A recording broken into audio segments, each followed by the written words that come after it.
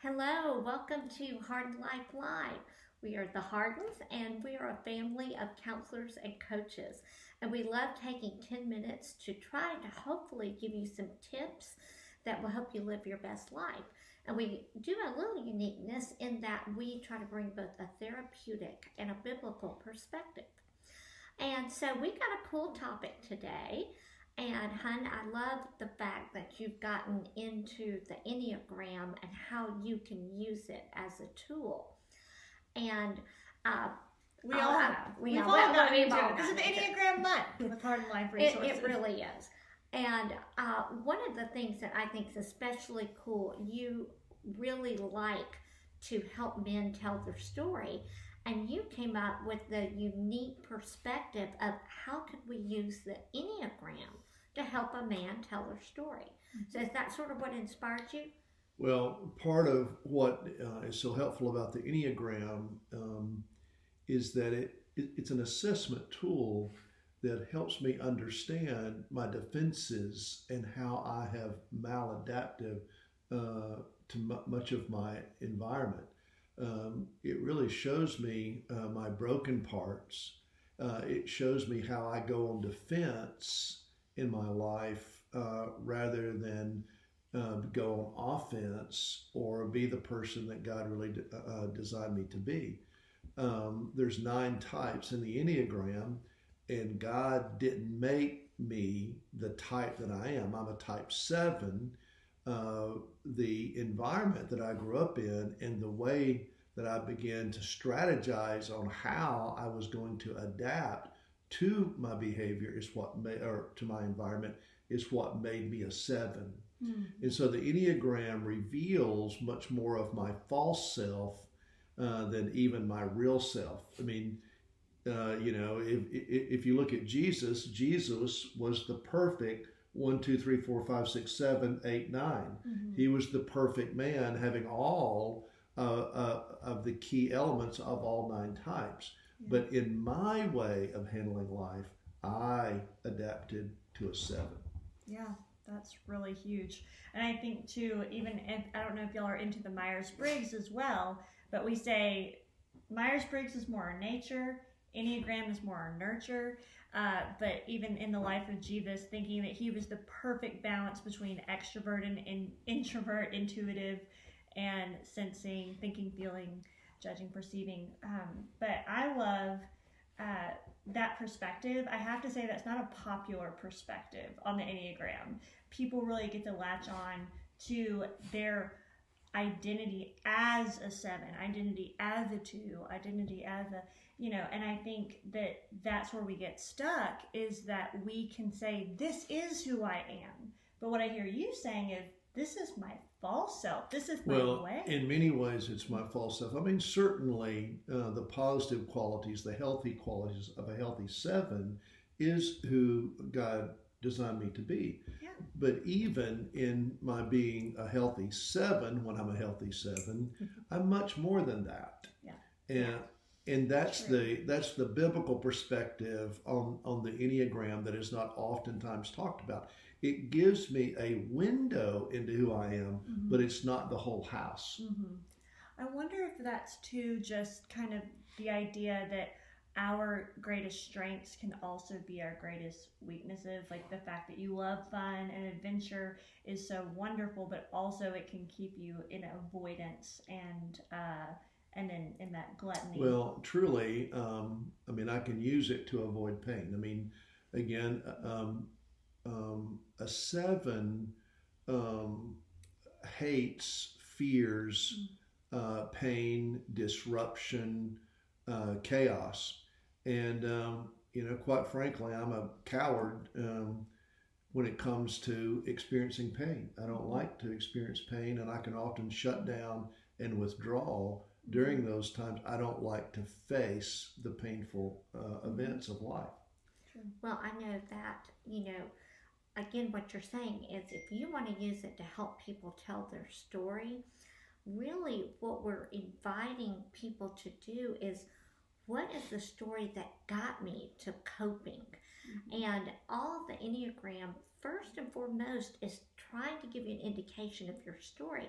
Now, I happen to know yours, and I know that sevens really saw a lot of limitations. And so sadness and pain for them was, please don't take, please give me more. Don't withhold or tell me I can't.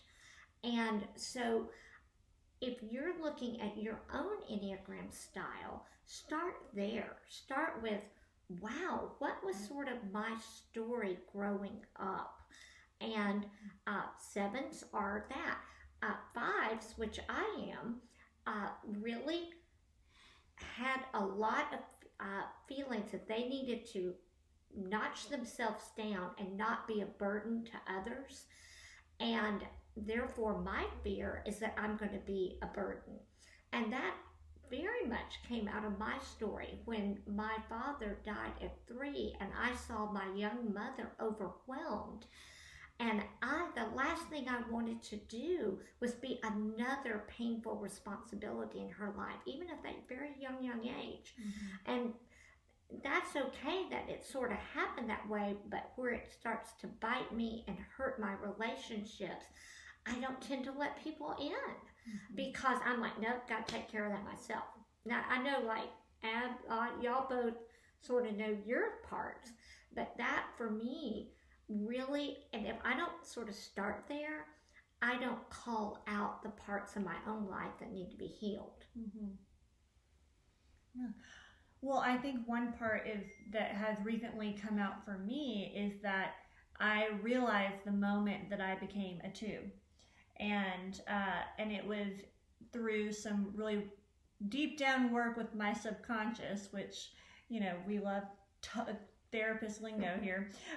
But essentially it was when little sister was about to be born.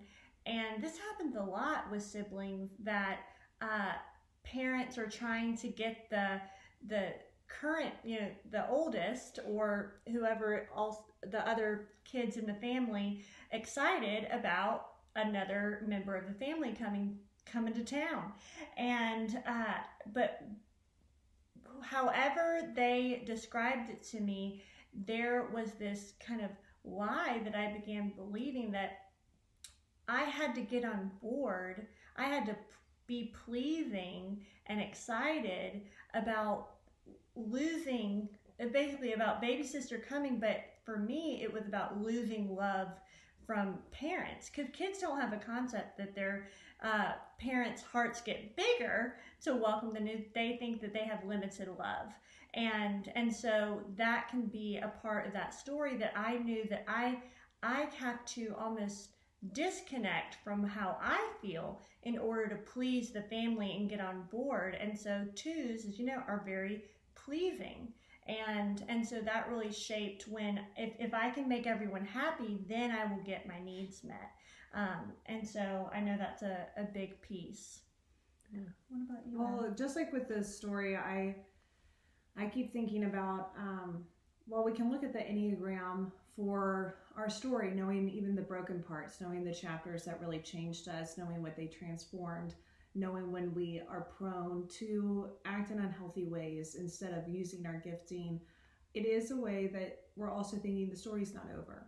And so use the Enneagram first to get to know where you are now, to know where you can go, where you can start to use your giftedness. You don't have to stay in the same storyline or the same chapter, but you do need to know where you are. Mm-hmm. So you're really saying, Ab, it's self-awareness, and and it's really true. How can I let God be more in my life, and less I know where I am in my life? And it's interesting to me in our current culture.